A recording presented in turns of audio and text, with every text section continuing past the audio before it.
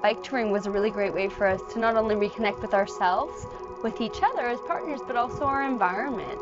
And I guess just embracing the uncertainty on this journey, on this road, really allowed us to have these amazing connections with people that just kind of came up spontaneously.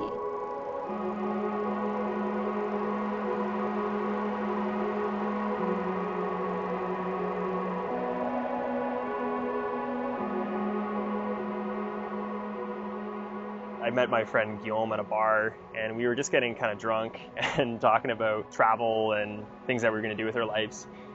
And this idea of doing the Pan American road from Alaska to Argentina came out.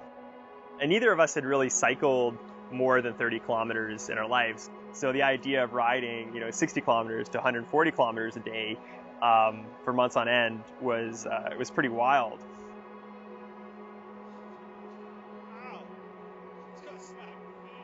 It was kind of a big step for us to take together in a relationship as well, but it just kind of speaks to our common interests and our common love for adventure. Well, just to think that after only knowing each other for 2 months, we decided to go on a 2-month trip together, just the two of us with our lives on the back of a bike at a tent, and just head out. You get to know someone pretty well. Yeah.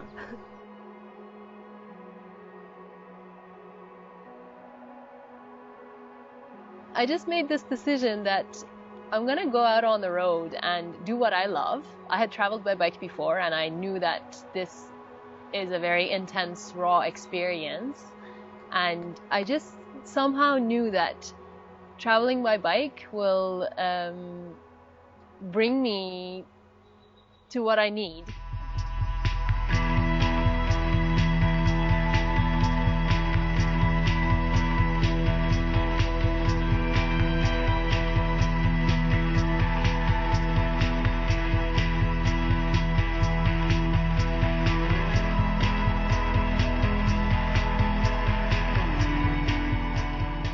So bike touring isn't like really any other type of traveling in the sense that you really do need to be aware of all of your surroundings, everything around you, what's going on inside your body, what's going on with your partner.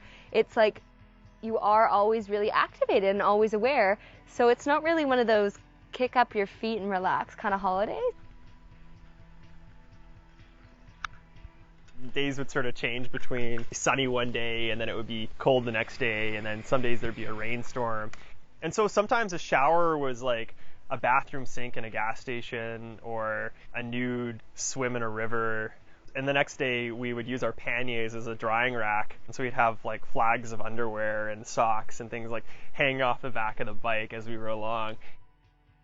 Basically riding dawn to dusk. That was the day's activities. All I wanted to do was to ride. So I got as much riding in as possible, and whatever else happening along the way, it was welcome.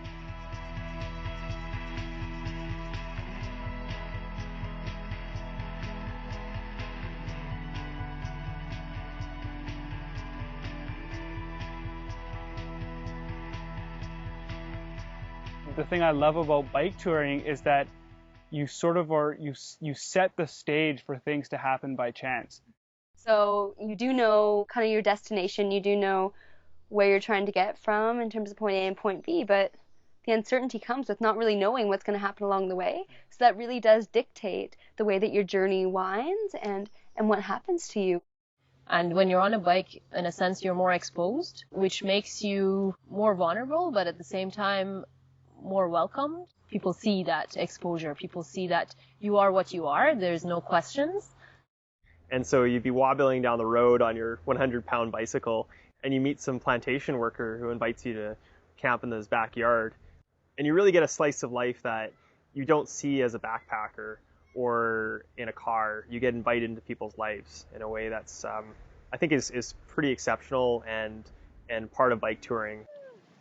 I always wanted to stay at a commune. So funny.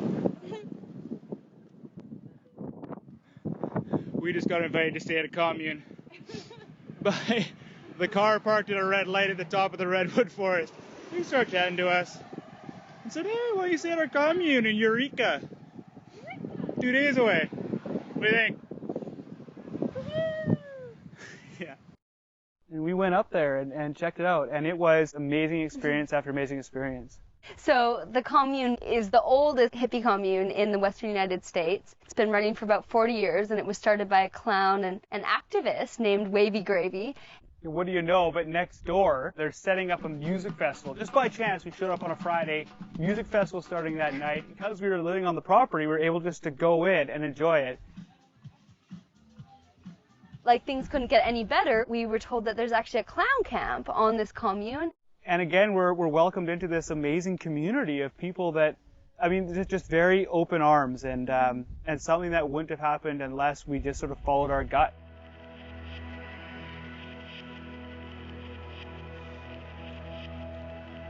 So there was a time, there was only about an hour of daylight left in the day. I really wasn't sure where we were going to make it, how many hours into the night we have to ride, but it was clearly starting to get darker and darker. And I don't even remember seeing the truck pass us by, but at the top of the hill, a truck had stopped. And this little short Asian sweet girl, she invited us to spend the night at their home. It was perfectly welcome this night because we were nowhere close to a guest house. We were not in agreement about camping in the wild that night, and they just appeared out of nowhere. I don't remember their truck passing us by. They had these massive plantations of fruit trees and rubber plantations around their home, which was their business. And they set up a tent in the middle of the big room for us to spend the night, like camping inside their home. And it was really, really wonderful to see inside of the life of a genuine Thai family. And it was really, really sweet of them to take that recognition that we might not be able to make it to a safe place to sleep that night and to stop and invite us in. It's really like we became family. Like, I hope that they can come to visit here someday.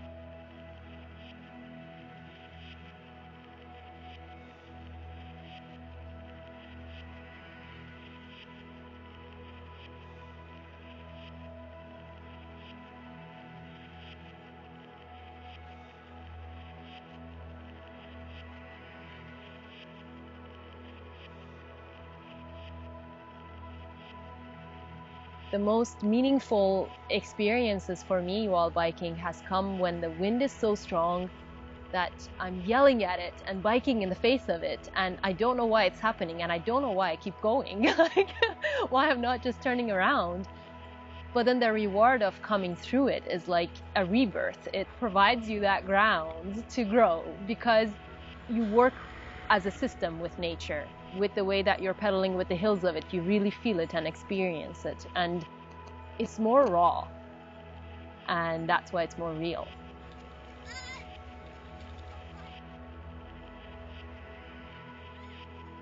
Even though you're going through something grueling, I think when your body is challenged like that, I found a lot of peace in just exercising all day long and taking in a new place. And I miss it. For sure, and I can't wait to get out and do it again. It pushed me to embrace the uncertainty of some of the social connections that we find ourselves in, especially with complete strangers while on a bike, on the side of the road or wherever it was. We didn't accomplish what we'd set out to do, but the trip became very little about making it to Argentina and more about just the daily adventure and you know, my friendship with Guillaume and all these interactions we'd have with people.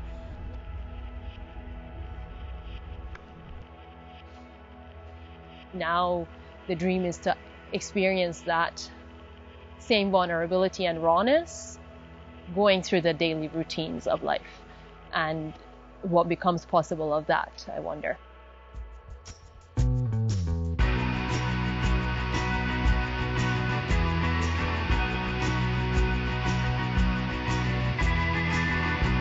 Not a bad road to be on, eh?